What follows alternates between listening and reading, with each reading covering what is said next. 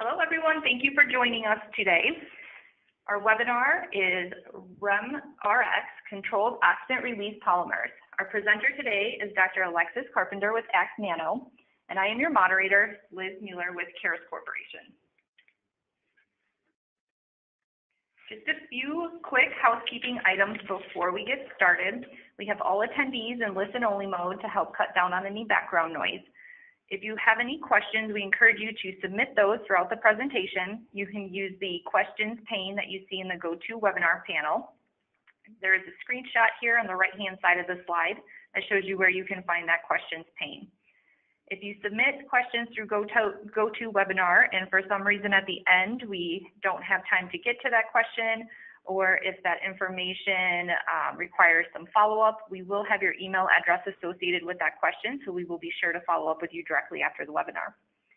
If you are interested, today's webinar is being recorded, and AxNano has also agreed to allow us to share a PDF of the presentation. So if you would like either, please contact us.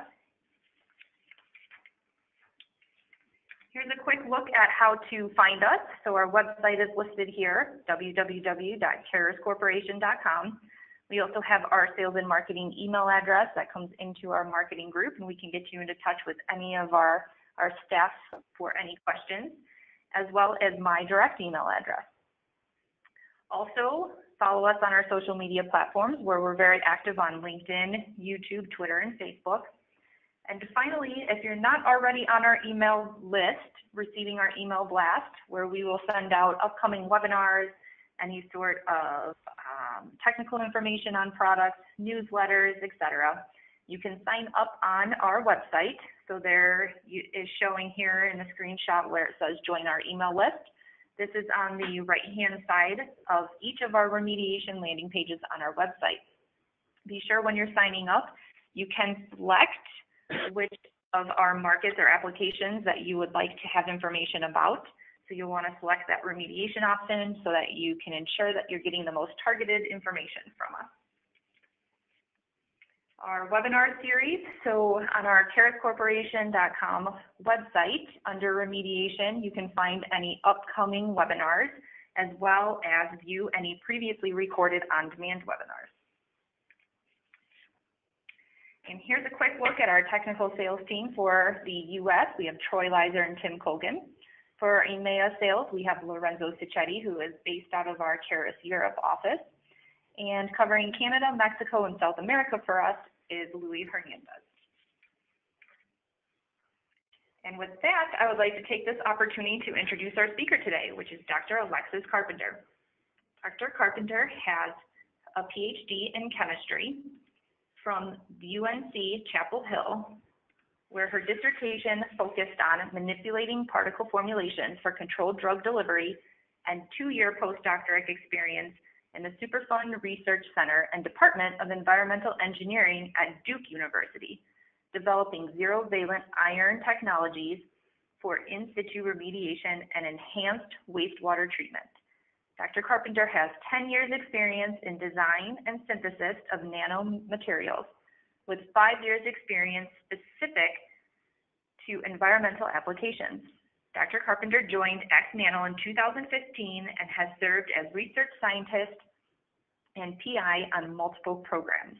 Dr. Carpenter manages the AxNano's product development and application support.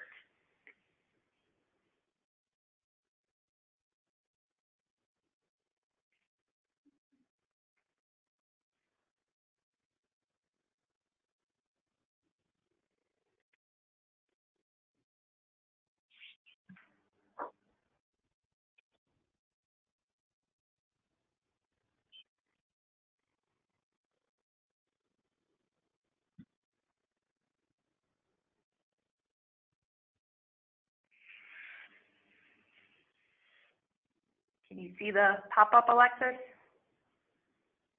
Yep. There we go. Sorry. Perfect. Everybody, we were having a little bit of technical difficulties right before we got started, too. Looks like the bugs are all out, so it's all yours.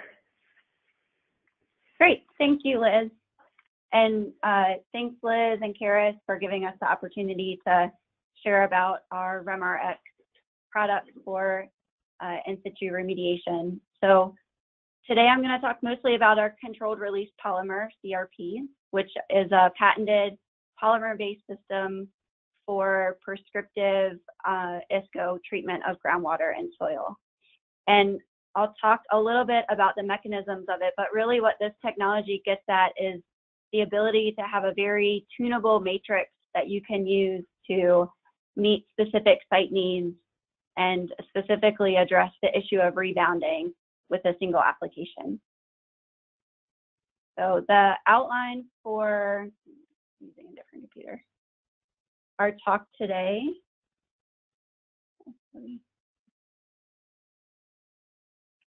Got it, okay. So I'm gonna introduce our RemRx product, and then I'm gonna give a brief discussion of the mechanisms for rebounding, and this is important for understanding how our controlled release products can be used to address rebounding.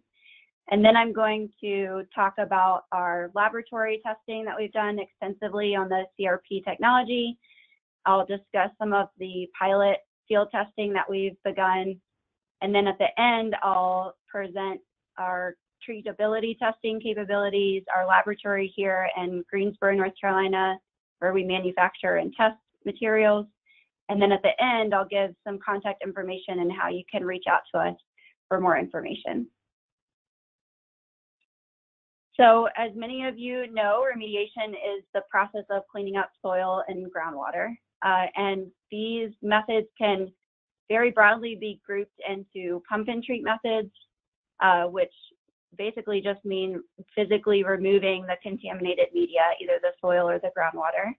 And while this can be pretty effective, it is usually relatively expensive, can be a long process if you're trying to just pump out contaminated groundwater.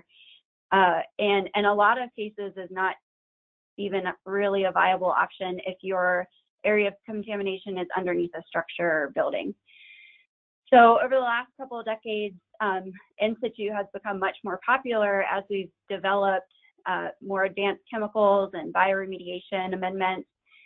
And in situ means basically treating those contaminants as they lie. So introducing some sort of active ingredient into the area of contamination and allowing them to do their work in the subsurface. And so the nice thing about this is it's a lot less disruptive.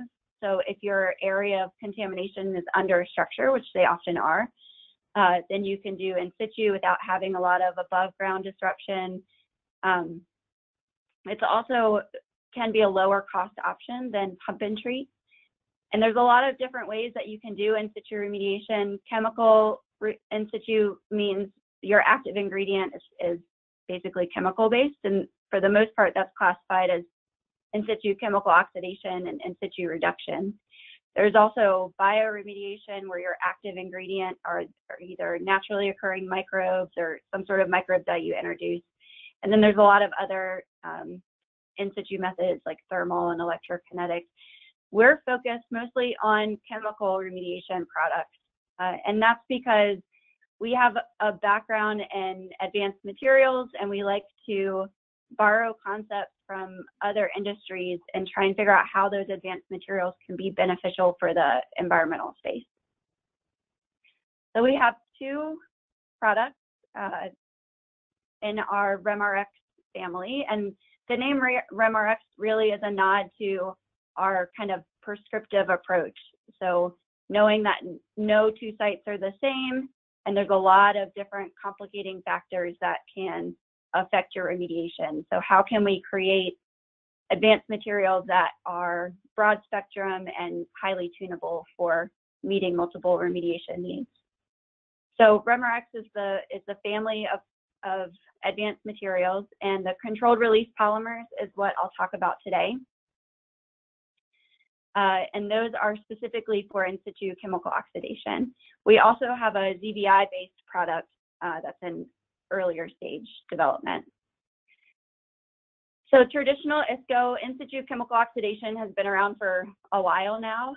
For the most part, it is used by doing injections of liquid form oxidants, either permanganate or persulfate is dissolved in water, and injected into the subsurface, or it is introduced as a slurry, or even as their straight granular or dry powder form and mixed into the area of contamination. And so while these oxidants like permanganate and persulfate are really great at degrading chlorinated solvents, petroleum products, and those kinds of things, the ability to get them where they need to be through these liquid injections does have some inherent limitations. And one of those really big limitations is rebounding. And rebounding is essentially your contamination level decreases after your introduction of your oxidant. And then as your oxidant is consumed, at some point, maybe your contamination concentration in groundwater increases. And so currently, really the best way to address this right now is just to do another injection or to do another application. And so as many of you guys know, the labor cost of these projects is pretty high. And so each time you have to do an additional injection, not only drives up the cost of your project, but also delays the time to completion timing. So I'll briefly talk about the mechanism of rebounding, because it's important to understand that so that you can see how our products can help address rebounding. So this is a schematic of what's happening in the subsurface, where the little red dots are your contaminant. The gray, larger particles are soil and organic matter. And you have your contaminant is present both in the groundwater, in the pore space, it's dissolved. And then it's also going to be present, absorbed onto the solid particles. It may also be present in the non-aqueous phase liquid. And the concentration of your contaminant in each of these phases is based on your organic content of your soil, the type of contaminant you have, the concentration it's present in, groundwater pH, a whole slew of different things can affect really the partitioning of your contaminant. So you start off having your contaminant at some elevated concentration, and you do an application, you introduce some sort of active ingredient into that contaminated area, and the oxidant starts doing what it's good at. It starts degrading those contaminants, and everything starts going down and looks good. And then as your oxidant is consumed, your contamination level is down and everything looks fine. And then you come back in a couple months or so, and your groundwater concentration has increased again. And so that's due to a shift in the equilibrium. So you were able to effectively degrade those contaminants that were in the dissolved phase, because the oxidant contaminant reaction is really favored in the aqueous phase. But the oxidants aren't great at getting at the contaminants that are absorbed onto the solid particles. So as you decrease the concentration in the water, that equilibrium gets shifted, and so then your contaminants that were previously absorbed on the solid particles will desorb and go into the pore space, and then that's when you see your groundwater concentrations elevate. So you do another injection, things go well, maybe you get another rebounding event, so you do another injection. And what we are really trying to address here is this major pain point of rebounding. So if you could have a sustained delivery of oxidant into that area, then as your contaminants start desorbing off of the solid particles, or as some contaminants sort of dissolve out of the non-aqueous phase into the aqueous phase, if you had a constant supply of oxidant present, then it would be there to degrade those contaminants. And so you wouldn't get this issue of rebounding.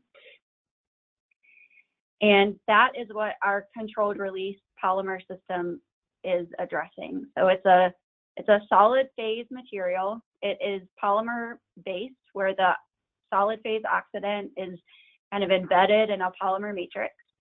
And the nice thing about the use of our polymers is that it makes the system very tunable. So we can change the polymer type to fit different release rates that might be necessary.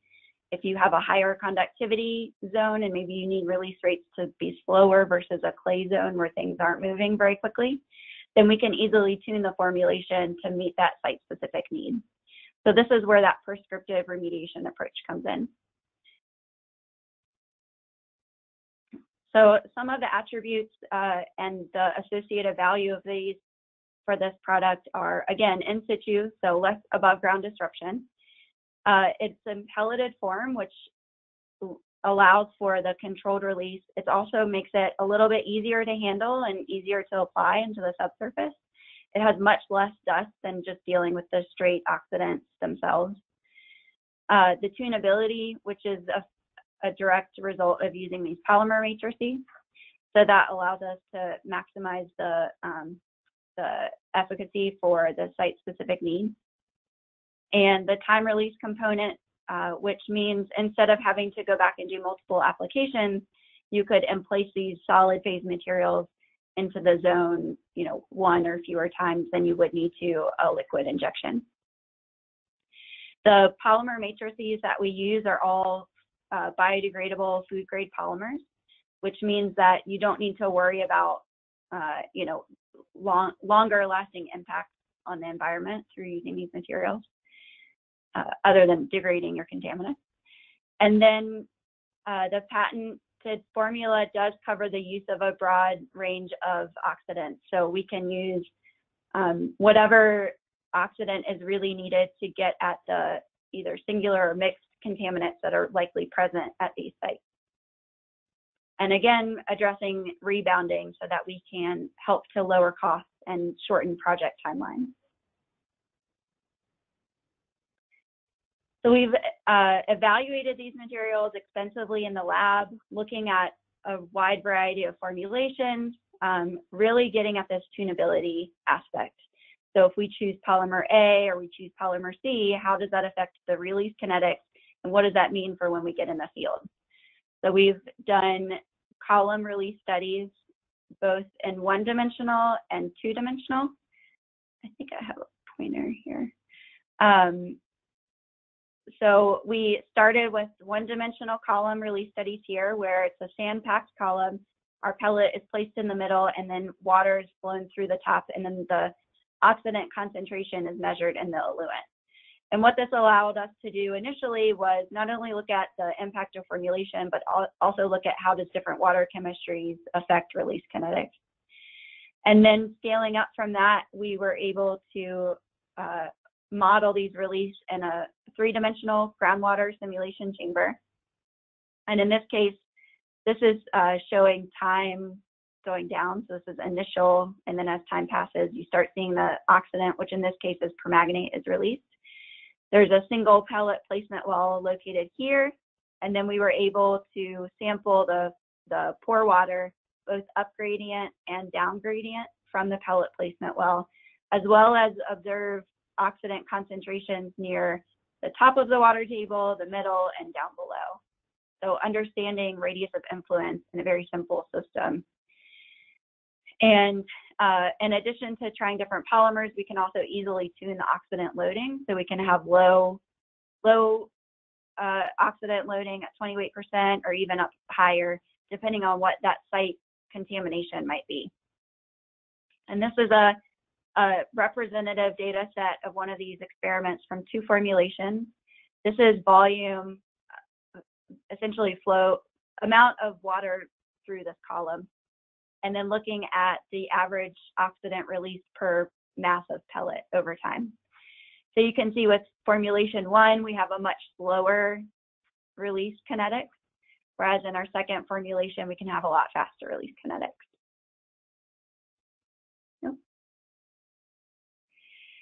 And we have also been developing our performance modeling software. This is in collaboration with North Carolina A&T.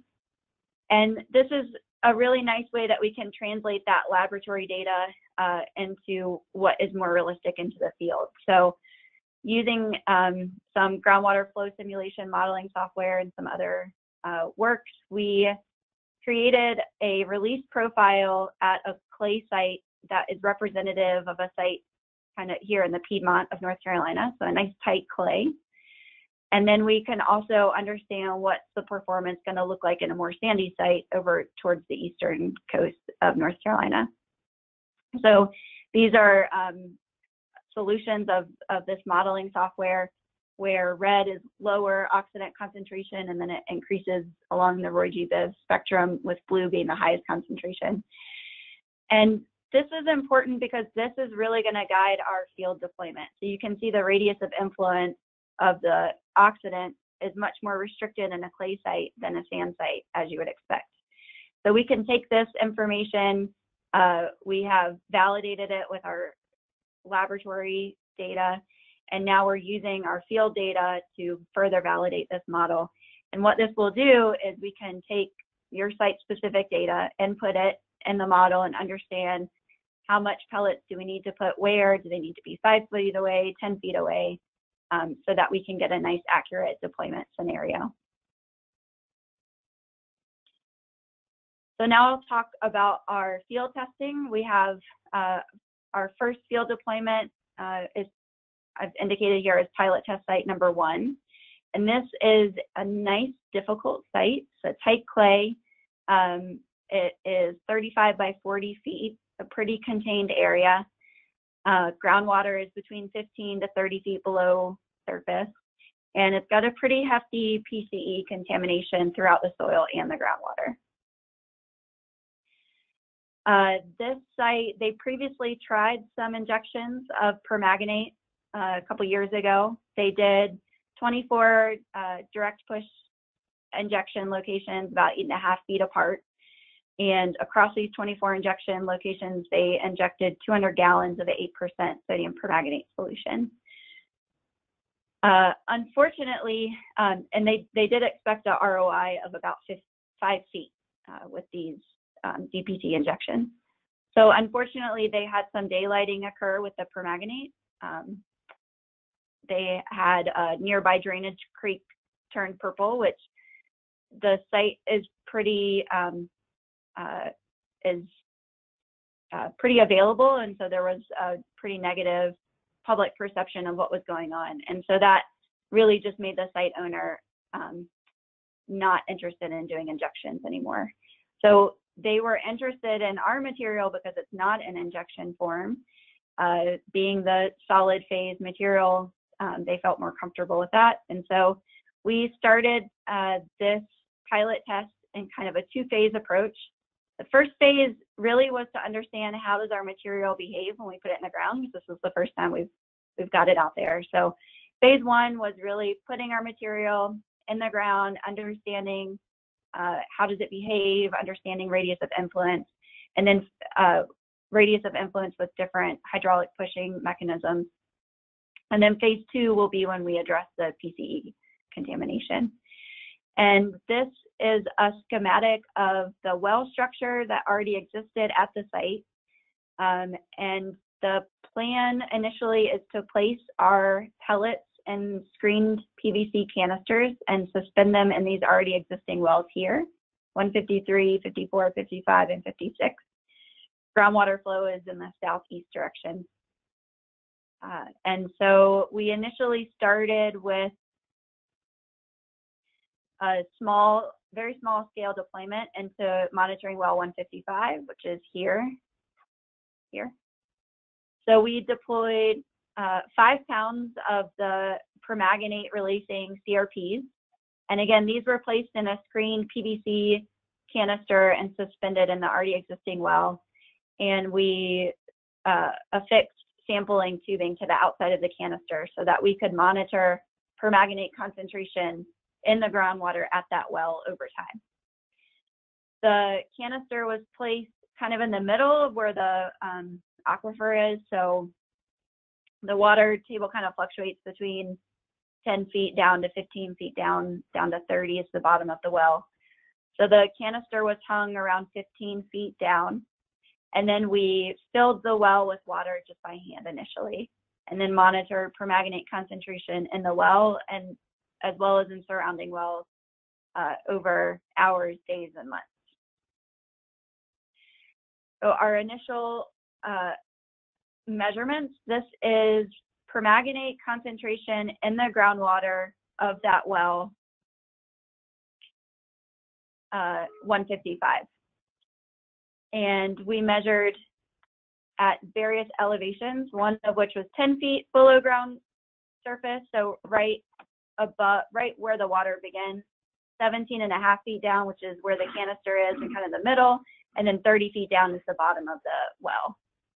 And this top graph here is showing hours, or the first couple hours after deployment, and then up to 3 days. and then over the course of a week, and then up to a month. So you can see we get nice permanganate release at a pretty sustained level, around 6,000 ppm for the first couple of days. And that concentration does increase as you go down the well, just like as we saw in our laboratory studies. And then as you go out of a week, you still get permanganate release. It goes from about 6,000 ppm and then steadies out around 600 ppm. As we were monitoring permanganate concentration at 155, we also were monitoring in the surrounding and down gradient wells, and we did not see any permanganate showing up in that groundwater. So we did some soil borings around the deployment well to understand what kind of radius of influence we were getting. So we did a 1 foot, 3 foot, 5 feet out soil boring, and there's purple lines here to indicate where it is that we saw permanganate show up. So we did see some communication 5 feet out from the well. We are getting some paths of preferential flow, but we are getting, you know, a ROI of 5 feet in this type of really tight clay is pretty good, considering we don't really have much hydraulic push. So the next step was to increase the pellet loading in that well. Also do deployments into 153 and 154. We've also included above ground tote that has water that's gravity fed into 155 with the pellet, just to help push out that oxidant a little bit more. And 6 months out, we have confirmed, so one good thing is we do not have any scaling, where typically permanganate, as it gets converted to MnO2, is an insoluble precipitate. So we're not getting any scaling of our canister, which means that release is still available. After 3 months, we had 50% of our oxidant still remaining. And after 6 months, we had 10% of the oxidant remaining. We have an ROI of about 5 feet, which is pretty typical for this type of clay environment. So now that we really understand the material and how it behaves at this site specifically, we'll move on to phase 2, where we'll basically just need to do additional pellet deployment farther down gradient in order to reach the rest of this plume in this tight, low conductivity area. Our pilot test site number 2 is planned for January of 2019. This is a bit different site. So this is a former gas station. It's a underground storage tank site. It's a much nicer for us conductivity, so it's much sandier. It's a relatively small area for 40 or 20 by 20 area, so 400 square foot area. Groundwater is 10 feet down. And the contaminants here are benzene, xylene, some alkyl substituted benzenes, petroleum, basically just your run-of-the-mill petroleum-related contaminant. And the plan is to excavate around this former pump island here, remove the bulk of the contaminated soil, and then after excavation down to the just to the top of groundwater, we can disperse our CRPs. In this case, it's going to be persulfate releasing CRPs. We can mix those into the excavated area and then backfill. And for this site in particular, we will be deploying 2 different formulations, one of which is a fast release persulfate. The other one is a slower release persulfate. And then we'll be monitoring at that well and then down gradient. So there's a lot of other opportunities for this type of material. Again, it's solid phase. So I've presented on how it can be suspended in existing wells, or how it can be used after excavation for like a polishing step for UST. Some other opportunities for this type of material is direct push. So taking the pellet packed canisters and introducing them in maybe a tighter grid type scenario, where you need to address those lower ROIs, like in clay. And then using the pellets themselves, they can be spread into excavated areas like I just presented on. There's also the opportunity for some soil mixing or trenching and a PRB type scenario if you have a plume that you need to prevent from migrating off site. And then we're also looking into some options for hydraulic fracturing.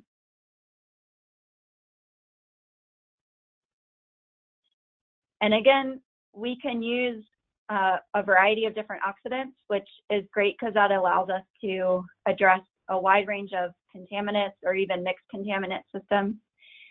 This is a picture of the CRPs in their current form. This is the permanganate releasing CRPs, and then the white ones are the persulfate releasing CRPs.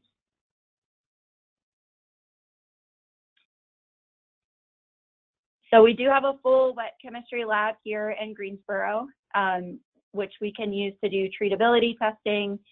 We do all of our manufacturing here as well. We have pretty much all of the necessary analytical tools, pH meter, conductivity. We can do oxidant concentration measurements. We can do some metals and inorganic salt measurements. And we do have the ability to do some volatile organic analysis as well.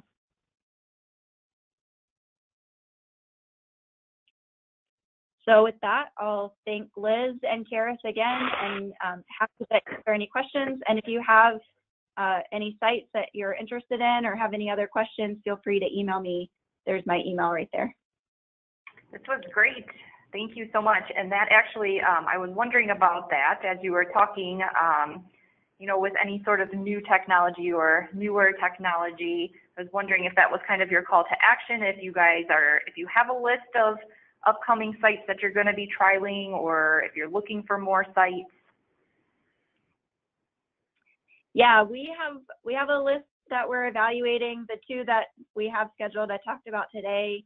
And yeah, just as you mentioned, we're early and anxiously looking for just different ways that we can test different deployment strategies. So we're happy to have conversations with different sites. Great. So just as a reminder to everyone, if you have any questions, go ahead and type those into the questions pane. We will have a copy of a PDF of this presentation. If you're interested, let us know. And also today's is being recorded, that we can share the recording and you can share that within your network. And if you think of any questions after, there are some coming in that we'll get to, but if you think of any after, as Alexa said, here is her email here. And if you don't have a chance to jot that down, just go ahead and email me and I'll get that over to you. So a couple questions coming in. How are these shipped and then placed into the canisters? So we can ship them in 5-gallon buckets or totes, depending on how much you need. For our test site 1, we ship them in a 5-gallon bucket and then pour them in the canisters on site. We also have some kind of like sock materials so that it'd be much easier just to lower that sock into the existing wells as well. Okay. And with the pilot test number 1, you had mentioned the soil was clay and you were seeing about 5 feet of radius. Do you expect any bigger than that in terms of ROI? I know it's kind of site specific, but is that typical what you're kind of going to be expecting, is that 5-foot radius of influence? Yeah, I mean, I do think it's very site specific. That one is such a tight clay that I think getting anything beyond 5 feet is going to be hard. Yep. So yeah, it really just depends on the site. It depends on what you're trying to treat, and it depends on the deployment strategy as well. If you're putting the canister or socks in existing wells versus if you're mixing it in, you're going to get, obviously you're going to get a more even distribution and maybe a better radius of influence with the mixing, but that's not always a available option for some sites. Okay.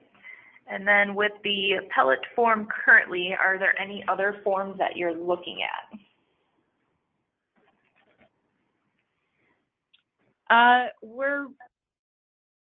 Not really. That's kind of their form. We are looking at different ways of introducing them. So, you know, socks or packed canisters. But that's kind of their form right now. Okay. Have you pilot tested any sites using the persulfate-based media? No, we have not yet. You said you did mention the one coming up in January will be persulfate. Was that correct? Yeah. Yep. All of our work with persulfate has been in the lab so far.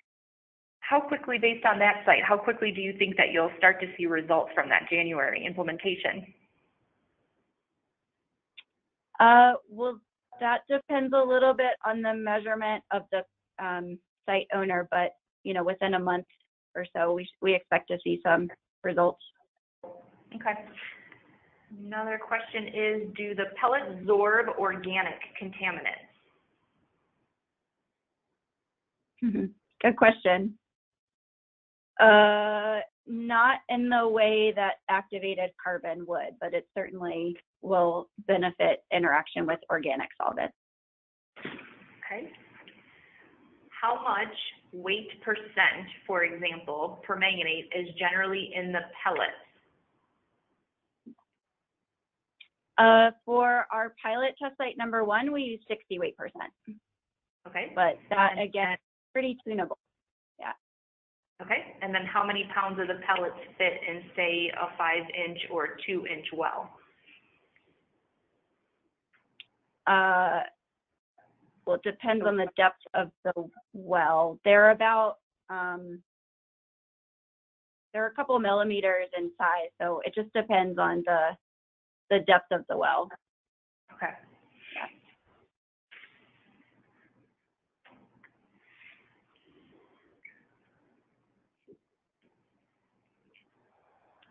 I would say one last question is, for the formulations that you were mentioning, are those site dependent or optimized based on the lab studies? The formulations are optimized based on the site-specific needs. So, yeah. Okay. Yeah. Okay, it looks like all the questions that have come in now. So just as a, oh, nope, one more. How do the pellets do with DNAPL? How do the pellets do with DNAPL? Great question. We have not obviously dealt with DNAPL in the field, but that's certainly a great opportunity for this material because they are polymer based, so they're gonna they'll degrade faster and release their oxidants faster in the presence of DNAPL if they come in contact with it.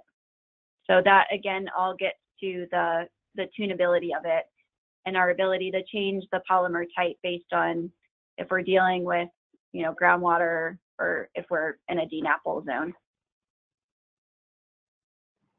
Okay, great. Well, that looks like the last question. Again, a big thank you to Dr. Alexis Carpenter and AxNano for this presentation. And thank you to everyone for attending. Thank you. Bye, Thank you very much.